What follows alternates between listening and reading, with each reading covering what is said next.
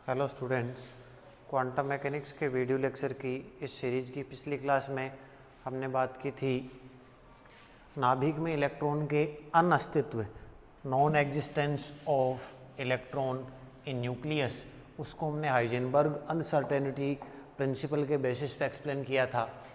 अब Heisenberg uncertainty principal का एक दूसरा एप्लीकेशन देखेंगे हम। Second,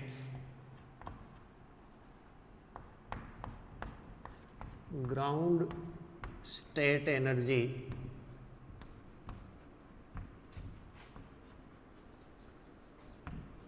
of hydrogen atom. Hydrogen परमाणु की मूल अवस्था ऊर्जा का आकलन हम अनिश्चितता के सिद्धांत से करेंगे। देखो, हमें पता है हाइड्रोजन जो एटम होगा, हाइड्रोजन एटम में एक प्रोटॉन होगा और एक इलेक्ट्रॉन होगा। प्रोटॉन न्यूक्लियस में होगा, इलेक्ट्रॉन न्यूक्लियस के अराउंड जो ऑर्बिट्स है उनमें मूव करता रहेगा। ऐसा कंसिडर कर ले रहा हूँ कि इलेक्ट्रॉन का मास m है और इलेक्ट्रॉन का मोमेंटम मान लिया p मान लिया। अब हाइजेनबर्ग का अनिश्चितता सिद्धांत लगाएंगे तो हम स्थिति में अनिश्चितता को कंसिडर करेंगे, वहाँ से संवेग में अनिश्चितता ज्ञात करेंगे और वहाँ से कैलकुलेशन करेंगे। तो हम ये करेंगे इलेक्ट्रॉन नाभिक के चारों ओर वृत्ताकार कक्षाओं में चक्कर लगा रहा है। इसका मतलब इलेक्ट्रॉन की स्थिति में जो अनिश्चितता है उस वृत्ताकार कक्षा की त्रिज्या के बराबर होगी। तो यदि इलेक्ट्रॉन का द्रव्यमान स्मॉल m, संवेग स्मॉल p व कक्षा की त्रिज्या स्मॉल r हो तो इलेक्ट्रॉन की स्थिति में अनिश्चितता, इलेक्ट्रॉन की स्थिति में अनिश्चितता डेल्टा x लिख दूं। स्थिति में अनिश्चितता है वो जिस वृत्ताकार कक्ष इलेक्ट्रॉन जिन कक्षाओं में चक्कर लगा रहा है उनकी त्रिज्या की कोटि की होगी। तो डेल्टा x किसके बराबर हो जाएगा? r के बराबर। इसको दे दो इक्वेशन फर्स्ट।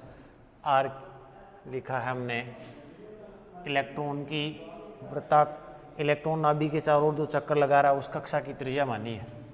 अब हाइजेनबर्ग अनसर्टेनिटी प्रिंसिपल से delta x into delta P x should be of the order of H cross. तो डेल्टा पी एक्स क्या बनेगा वहाँ? Of the order of H cross upon delta x। Delta x की value r है तो delta P x होगा of the order of H cross upon r। ये हो गई इक्वेशन सेकंड, यहाँ लिख देंगे यूजिंग इक्वेशन फर्स्ट। ये इलेक्ट्रॉन की स्थिति में अनिश्चितता हो गई, सॉरी इलेक्ट्रॉन के संवेग में अनिश्चितता। तो इलेक्ट्रॉन के संवेग का मान ज्ञात करेंगे तो संवेग का न्यूनतम मान है वो कम से कम स्थिति में अनिश्चितता के बराबर तो होना ही चाहिए। यानी उस स्थिति में ऐसा मान लो कि इलेक्ट्रॉन के संवेग का न्यूनतम जो मान है वो ऑलमोस्ट किसके इक्वल होगा? स्थिति में अनिश्चितता के बराबर। यानी वो किसके इक्वल हो जाएगा? एच क्रॉस अपॉन r के बराबर। इस प्रकार हमारे पास इलेक्ट्रॉन की स्थिति में अनिश्चितता और इलेक्ट्रॉन के संवेग का न्यूनतम मान आ गया। अब हम इलेक्ट्रॉन की ऊर्जा की गणना करें। इलेक्ट्रॉन की कुल ऊर्जा E मान लूँ तो kinetic energy plus potential energy. ठीक है, काइनेटिक एनर्जी का formula K p square upon 2m। स्थितिज ऊर्जा क्या होगा? K Q1 Q2 upon r। Q नाभिक का, इलेक्ट्रॉन का minus E upon r। K की वैल्यू क्या होती है? Where K is equal to 1 upon 4 pi epsilon naught. यानी E की वैल्यू हो जाएगी p square upon 2m minus K E square upon r। अपने पास संवेग की value H cross upon r है, ये वैल्यू यहाँ पुट करूँ तो E की वैल्यू आ जाएगी 1/2m और P की जगह क्या आ जाएगा, H cross square upon R square minus K square upon R using equation third. ये हो गई इक्वेशन 4।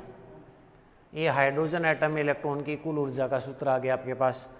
हमें ये चेक करना है मूल अवस्था में ऊर्जा। मूल अवस्था में ऊर्जा जो है वो न्यूनतम होती है, तो इस ऊर्जा का मान न्यूनतम कैलकुलेट करने के लिए हम क्या करेंगे, आर के रेस्पेक्ट में डिफरेंशिएशन करके, अवकलन करके उसकी वैल्यू 0, डिफरेंशिएशन को 0 करेंगे, वहाँ से जो वैल्यू आएगी आर की वो यहाँ पुट करेंगे, तब ई की जो वैल्यू आएगी वो क्या होगी, मिनिमम। तो अब समीकरण 4 का आर के सापेक्ष अवकलन करने पर, अवकलन करेंगे तो del E by del R is equal to H cross square by 2m। R का क्या हो जाएगा, -2 अपॉन आर क्यूब, फिर इसका हो जाएगा प्लस के स्क्वायर अपॉन आर स्क्वायर,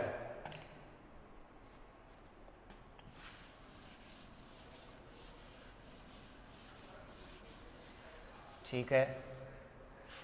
तो मूल अवस्था ग्राउंड स्टेट में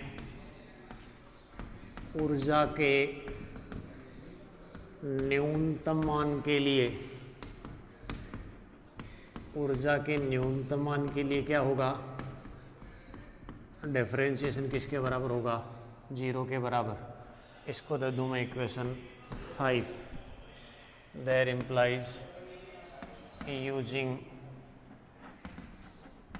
इक्वेशन 5 से करेंगे तो हो जाएगा H cross square upon 2m 2 upon R cube is equal to हो जाएगा K E square upon R square.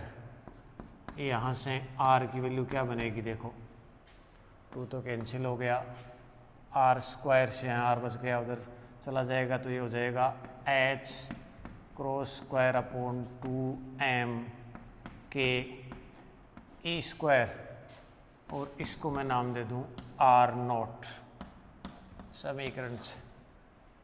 यानी डिफरेंशिएशन करके आपने 0 किया तो वहाँ से आपके पास आर की वैल्यू मिल गई, जिसको हमने क्या नाम दे दिया, आर नॉट।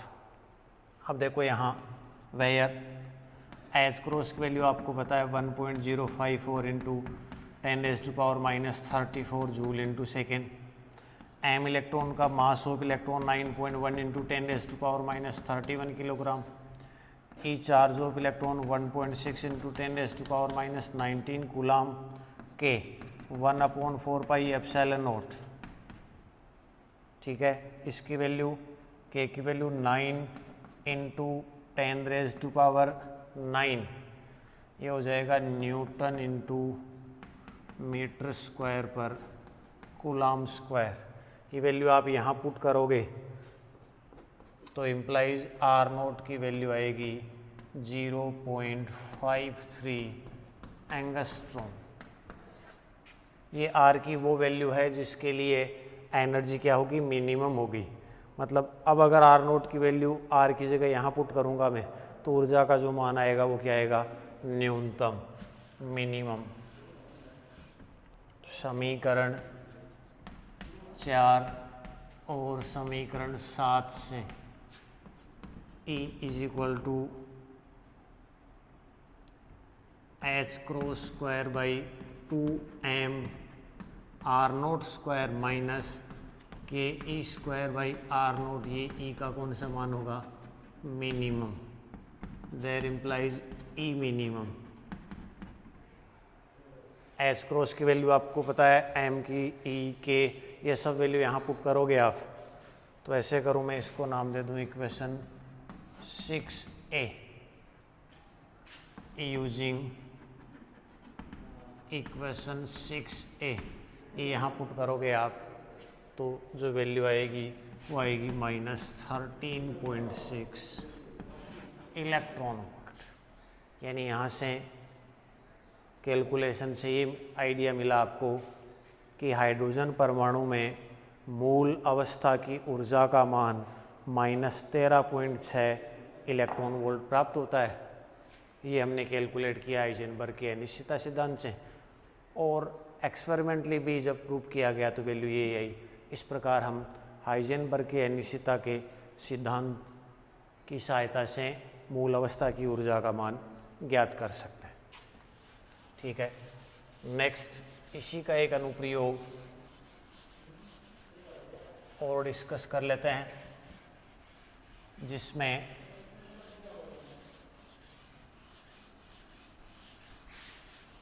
अनिश्चितता के सिद्धांत का उपयोग करके हम सरल आवर्ती दोलक की ऊर्जा कैलकुलेट करेंगे। Third, energy of simple harmonic oscillator, सरल आवर्ती दोलक की ऊर्जा का मान हम ज्ञात करेंगे। इसी में भी हाइजेनबर्ग के अनिश्चितता के सिद्धांत का उपयोग करेंगे। ठीक है, अब इसमें जैसे आपको बताया हार्मोनिक ऑसिलेटर होगा, उसमें क्या होगा कि कोई भी कण है या उसमें कोई पिंड की बात करेंगे तो साम्य अवस्था के इधर उधर वो क्या करेगा, सरल आवर्त गति करेगा। तो सरल आवर्त गति करेगा उस केस में उसकी जो कुल ऊर्जा है उसके दो पार्ट होंगे, एक काइनेटिक एनर्जी और एक क्या होंगी, पोटेंशियल एनर्जी। हम हाइजेनबर्ग के सिद्धांत का उपयोग करके उसकी ऊर्जा ज्ञात करेंगे मूल अवस्था की, ground state energy of a simple harmonic oscillator. ठीक है, सिंस सिंपल हार्मोनिक ऑसिलेटर सरल आवर्ती दोलक की कुल ऊर्जा E kinetic energy plus potential energy. Kinetic energy को क्या लिखेंगे, P²/2m। पोटेंशियल एनर्जी सरल आवर्ती दोलक की 1/2 kx² या 1/2 m ω² अक्ष स्क्वायर, वेयर अक्ष तो क्या होगा, मध्य अवस्था से विस्थापन, मध्य स्थिति से विस्थापन, मध्य स्थिति से विस्थापन। P संवेग हो जाएगा, m द्रव्यमान हो जाएगा, ओमेगा हो जाएगा आवृत्ति, जिस आवृत्ति से वो सरल आवर्ती दोलक, तो सरल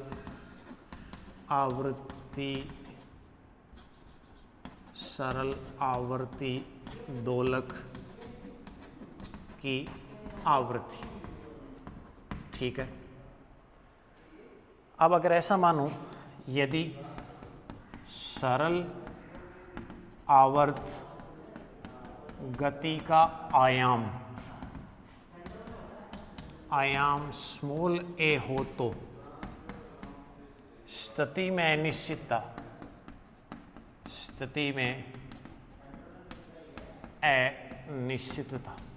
देखो जैसे मान लो ये मध्य अवस्था है तो ऐसे ऐसे इधर उधर वो गति करेगा, तो ये आयाम भी a हो गया, ये आयाम भी a हो गया।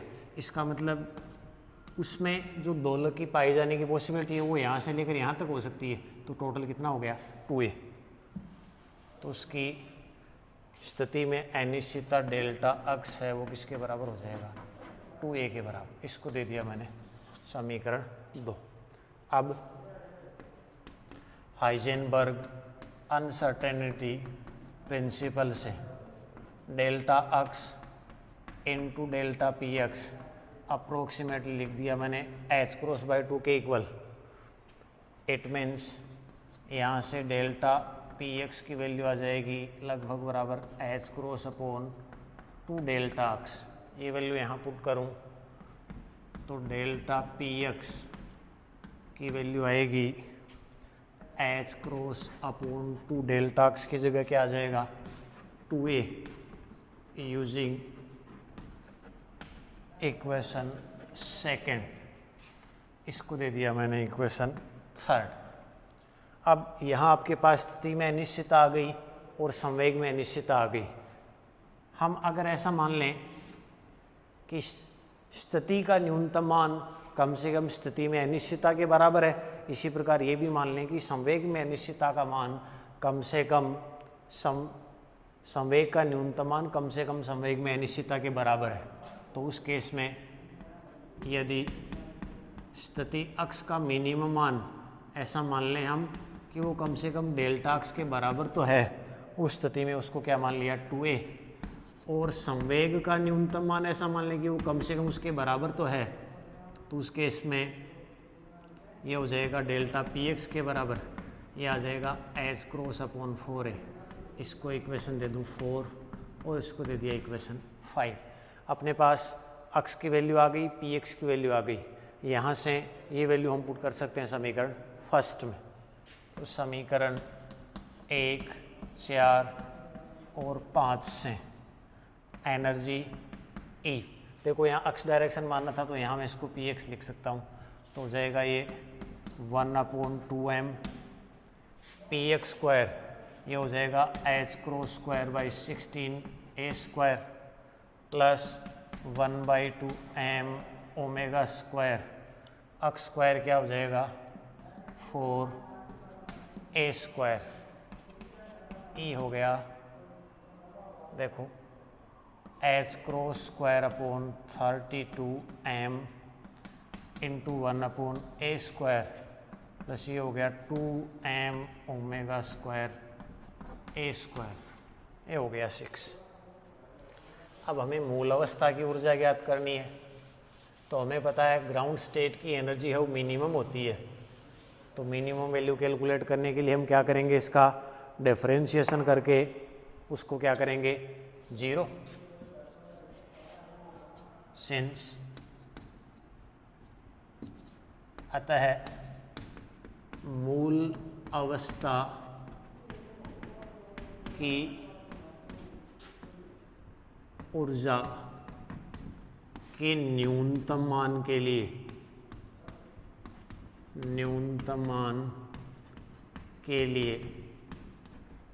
के लिए क्या करेंगे del E upon del A, ई का एक रिस्पेक्ट में डिफरेंशिएशन क्या कर देंगे 0, इम्प्लाइज देखो क्या बनेगा h cross square upon 32m हो गया, ये हो जाएगा -2/a³ plus 4m omega square a is equal to 0, यानी यहाँ से बन जाएगा देखो h cross square by 32m a³ is equal to 4m omega square a, इसको उधर ले गए तो ये हो जाएगा a रेज़ टू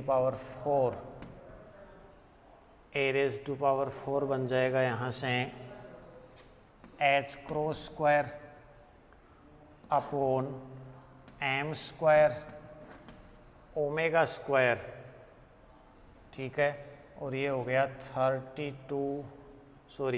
2 से 32 को ये हो गया 16, तो ये हो गया 64 m स्क्वायर ओमेगा स्क्वायर। यहाँ से a4 की अगर मैं वैल्यू कैलकुलेट करूँ a स्क्वायर, तो इसका अंडर रूट ले लेंगे, ठीक है, तो ये हो जाएगा h cross square upon m omega, ठीक है। यहाँ से अपने को जो वैल्यू मिल रही है वो, ठीक है, तो यहाँ से आपको मिल जाएगा 8 a स्क्वायर, इसको मैं नाम दे दूँ कोई a0 नाम दे दिया, ये हो गई इक्वेशन 7। अब मिनिमम वैल्यू कैलकुलेट करने के लिए हम क्या करेंगे कि a की जो ये वैल्यू है a स्क्वायर वाली वो पुट कर देंगे समीकरण 6 में, तो समीकरण 6 और समीकरण 7 से e की मिनिमम वैल्यू जो आएगी वो क्या बनेगी h cross square upon 32m into 1/a square, a square क्या हो जाएगा, सॉरी इसको a0 स्क्वायर लिखा था हमने, ये हो जाएगा h cross square upon 8 h cross omega plus 2m omega square, और ए स्क्वायर की वैल्यू हो जाएगी H cross square upon 8m omega. इसको सोल्व कर लें तो यहाँ से अपने पास वैल्यू मिल जाएगी ए मिनिमम की। देखो एच क्रॉस स्क्वायर यहाँ से कैंसिल हो गया, ये हो जाएगा एच क्रॉस ओमेगा अपॉन ये हो गया 4m प्लस इसमें भी यहाँ से m कैंसिल हो गया, एक ओमेगा, तो यहाँ से आपको वैल्यू मिल जाएगी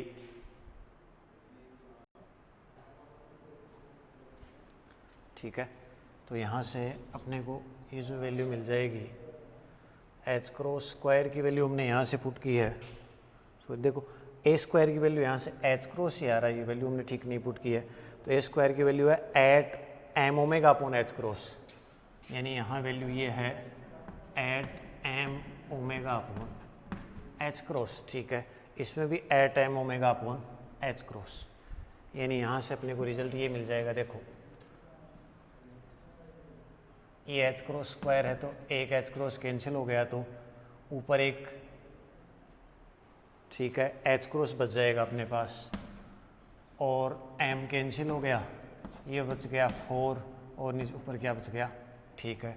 फिर यहाँ से ये कितना हो गया अपॉन 4, m से m कैंसिल हो गया, एक ओमेगा और एच क्रॉस, यानी ई मिनिमम की वैल्यू यहाँ से क्या आ गई, क्या H cross omega by 4 plus 4 क्या हो गया एच क्रॉस ओमेगा बाई 2। यानी हाइजेनबर्ग के अनिश्चितता के सिद्धांत के अनुसार किसी सरल आवर्ती दोलक की मूल अवस्था में न्यूनतम ऊर्जा का मान कितना होता है 1/2 एच क्रॉस ओमेगा।